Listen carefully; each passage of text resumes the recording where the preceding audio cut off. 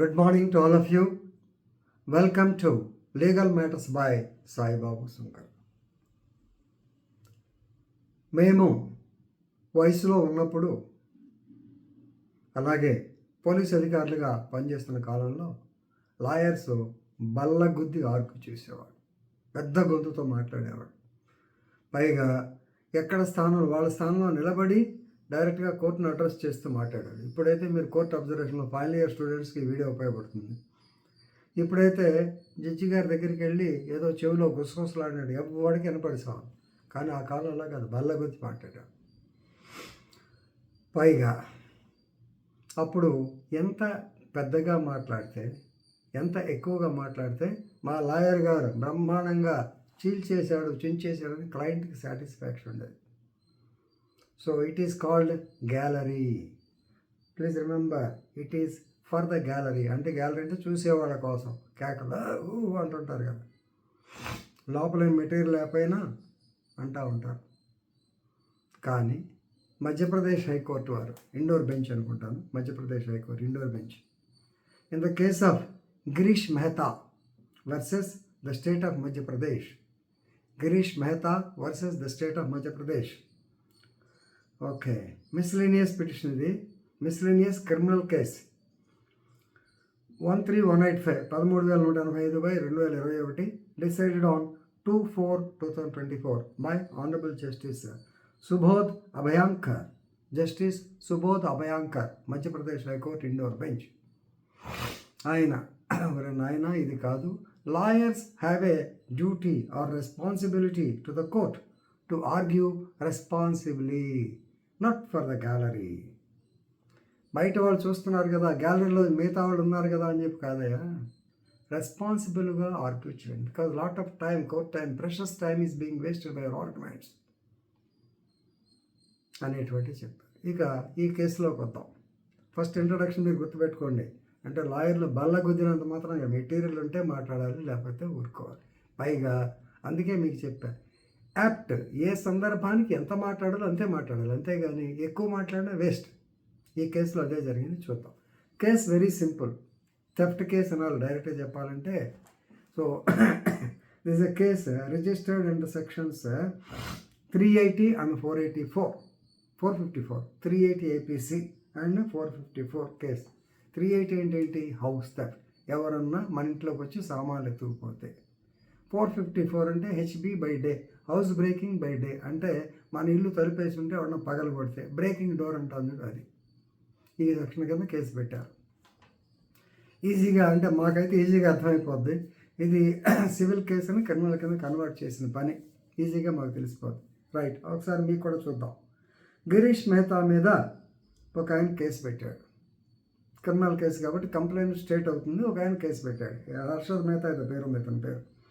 Right, Girish Mehta మీద ఏమని జేత్మల్ అనే రిపోర్ట్ ఇచ్చారు. Jethmal reported that Girish Mehta broke open the locks despite the court order, అంటే షాప్ ఖాళీ చేసిన వాళ్ళే, broke open the lock despite the court order and took illegal possession of the shop. ఇది case. Shop జేత్మల్కి అద్దెకిచ్చి ఉంటాడు, వాడు ఖాళీ చేయలేదు, అతనేమో కోర్టు ద్వారా ఏదో డబ్బులు కడతా ఉన్నాడు, మనవాడు బ్రేక్ ఓపెన్ చేసి దాంట్లో జాయిన్ అయిపోయాడు. అందుకని 380, 454 కేసు పెట్టారు. డే టైమే జరిగింది. ఈ కేసులో actually the court granted status quo orders also. ఈ కేసులో అంటే డైరెక్ట్గా ఈయన జేత్మల్ వేయలేదు, హర్షద్ మెహతా ఆయన ఇంకా ఇతనికి వరుసగా షాపులు ఉన్నాయి, ఆ షాపుల్లో మిగతా వాళ్ళు కూడా ఇస్తే status quo to be maintain అన్నాడు. సివిల్ కేసు కాబట్టి సహజంగా ఎవరు పెడితే వాళ్ళకే ఇస్తారు, మిగతా వాళ్ళకి ఎక్స్టెండ్ చేయరు. ఏదైనా దీనికి కూడా అప్లై అవుతుందన్న భావంతో మనవాళ్ళు ఉన్నారు. Anyway, court has given a status quo order. In spite of that he entered the premises, he vacated them, he took possession illegally, whatever it is. దాని మీద కేసు పెట్టారు. సో నా మీద అన్యాయంగా కేసు పెట్టారు, కేసు క్వాష్ చేయండి అని చెప్పి 482 CRPC కింద ఈయన హైకోర్టులో వేశారు. మధ్యప్రదేశ్ హైకోర్టుకి వెళ్తే అక్కడ స్టార్ట్ అయింది.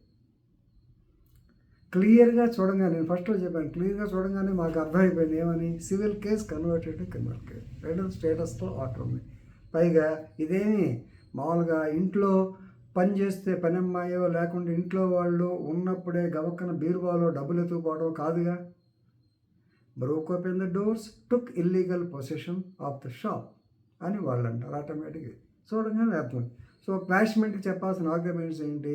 ఎవరైనా milord, he is the owner of the shop, there was a dispute pending, but the man has not vacated, he has approached the court also, but still when the orders are pending this man try to do something, ఏదో చేయబోయాడు, అందుకని మావాడు దాన్ని అడ్డుకున్నాడు, అందుకని లేకపోతే వీడు వాడంతా వాడే వెళ్ళిపోయాడు, ఏదో ఆర్గ్యుమెంట్ చెప్పుకోవాలి.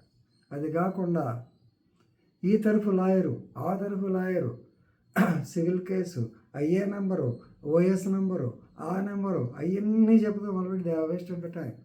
జడ్జి గారు ఒకటే మాట చెప్పాడు, ఏమండి, by a bare reading of the FIR, upon a bare reading of the FIR it can be concluded that it is a civil case turn into a criminal case liable for క్వాష్మెంట్.